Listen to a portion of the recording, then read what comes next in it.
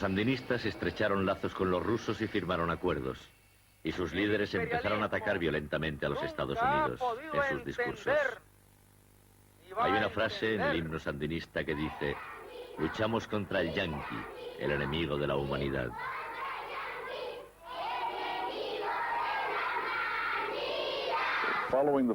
Tras la caída de Somoza y la subida al poder del movimiento sandinista, había realmente tres opciones para los Estados Unidos en términos políticos.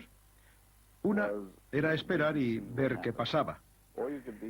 También cabía adoptar una postura hostil o recurrir a la última opción, que era aceptar el hecho de que la revolución se había producido, gustara o no, e intentar ayudar en la medida que se pudiera y así poder influir tal vez en el curso de los acontecimientos.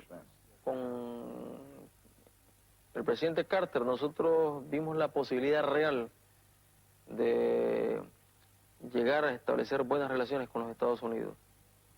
Nos dio la oportunidad de dialogar directamente pues, con él, tuvimos la oportunidad de conversar con él de manera clara, de manera franca. Dimos una oportunidad a la revolución.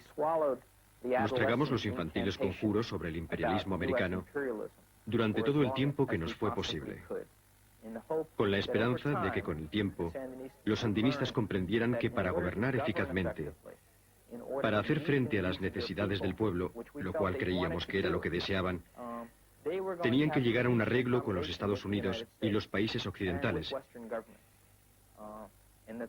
y que cuanto más tiempo pasara y más experiencia fueran adquiriendo, más posibilidades habría de que aceptaran una postura más moderada.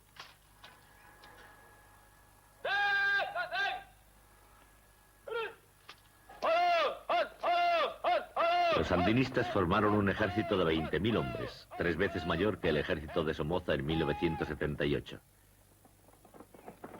También se dieron armas y cursos de adiestramiento a 50.000 civiles. La experiencia cubana hizo que los sandinistas esperasen un ataque. Anteriormente, a pesar de nuestras declaraciones de querer ayudar al régimen, ya habían invitado a asesores militares cubanos, así como agentes de seguridad de Alemania Oriental. Habían consolidado su fuerza sobre los servicios militares y de seguridad desde el principio, antes de que hubiera ninguna amenaza. Esto nos pareció nefasto, pero no creíamos realmente que fuera irreversible. Hay una tendencia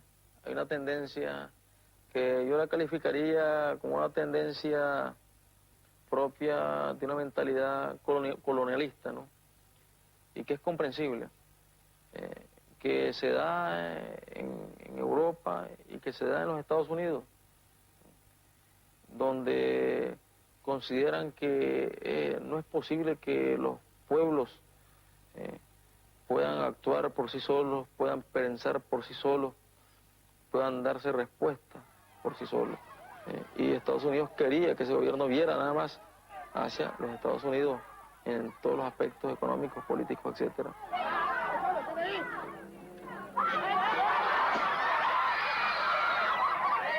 A pesar de las tensiones, la administración Carter se mantenía cautelosamente optimista. Les animaba que el 60% de la economía estuviera en manos de la empresa privada y que los moderados siguieran en el gobierno. Sin embargo, los mismos moderados estaban cada vez más pesimistas. Mi lucha contra el poder del Frente Sandinista dentro de la Junta era una lucha que había existido desde el principio, cuando fue confiscado el periódico de Somoza y se convirtió en Barricada, el periódico oficial del Frente Sandinista.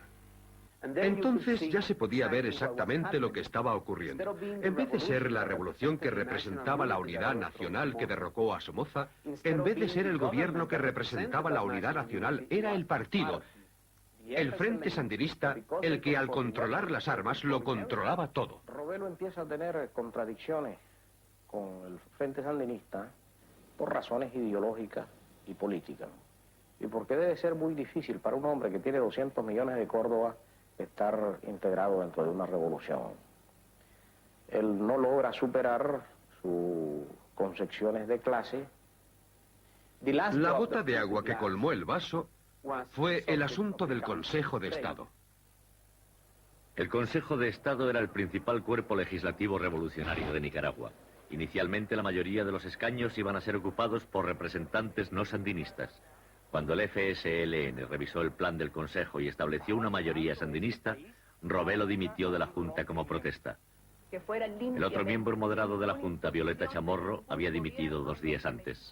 Renuncié de la Junta casualmente porque no era mi conciencia lo que me estaba dictando, porque no se estaban cumpliendo los puntos que se me habían ofrecido y también porque yo ya veía que esto no era lo que nosotros necesitamos para Nicaragua.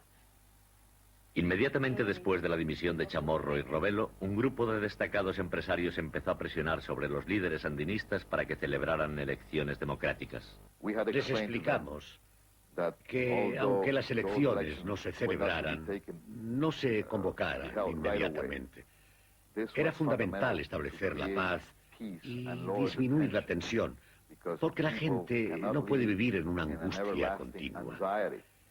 Necesitan saber hacia dónde van, lo que va a ocurrir al año siguiente. Llevábamos viviendo en esa angustia desde la muerte de Pedro Joaquín Chamorro. Todo el año 1978 había sido de angustia y el año 79. Y estábamos cerca de mediados del 80 y la gente todavía vivía angustiada. La gente no sabía hacia dónde demonios iba. En respuesta a las presiones de los empresarios, el gobierno sandinista prometió anunciar una fecha para las elecciones con ocasión del primer aniversario de la revolución. Pero después de un día entero de discursos, no se mencionaron para nada las elecciones. Los antiguos aliados de los sandinistas, Costa Rica y Panamá, estaban descontentos con el curso de la revolución y no enviaron representantes. El principal orador del día, Fidel Castro, pidió a los demás países que no abandonaran a Nicaragua y concretamente desafió a los Estados Unidos a que ampliaran su ayuda económica. Saludamos incluso la ayuda que se informa que va a dar el gobierno de Estados Unidos.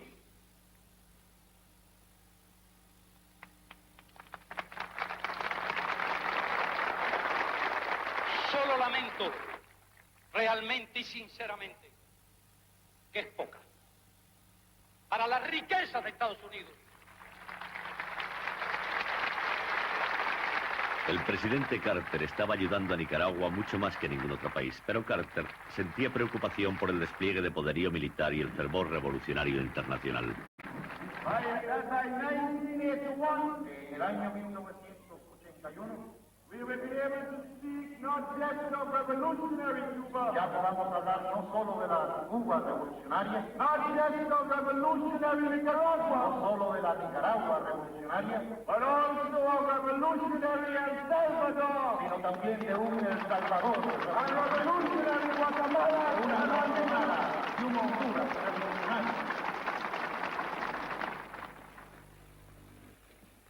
Finalmente, ante la evidencia de que Nicaragua realizaba envíos de armas a los revolucionarios salvadoreños, la administración Carter decidió suspender la ayuda a Nicaragua en enero de 1981.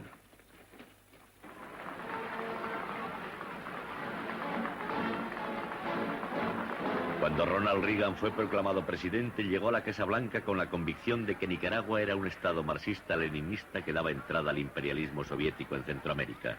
Cortó definitivamente la ayuda de la administración Carter.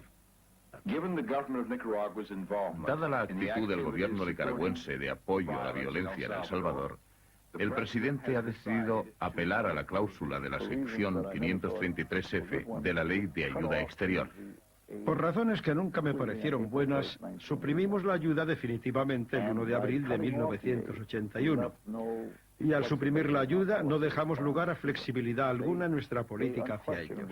Ellos lo interpretaron claramente como un acto hostil. A los pocos meses de haber suspendido la ayuda, la administración Reagan empezó a enviar fondos a los nicaragüenses que luchaban por derrocar al gobierno sandinista. Desde entonces, las relaciones entre los Estados Unidos y Nicaragua están deterioradas. El gobierno sandinista es una dictadura del terror. Muchos de los que habían peleado junto a los sandinistas vieron traicionada su revolución. Se les negó un puesto en el nuevo gobierno. Algunos fueron encarcelados y otros expulsados. Miles de los que lucharon con los sandinistas se han levantado en armas contra ellos y ahora se les llama los contras. Luchan por la libertad. Lo que los sandinistas han hecho a Nicaragua es una tragedia.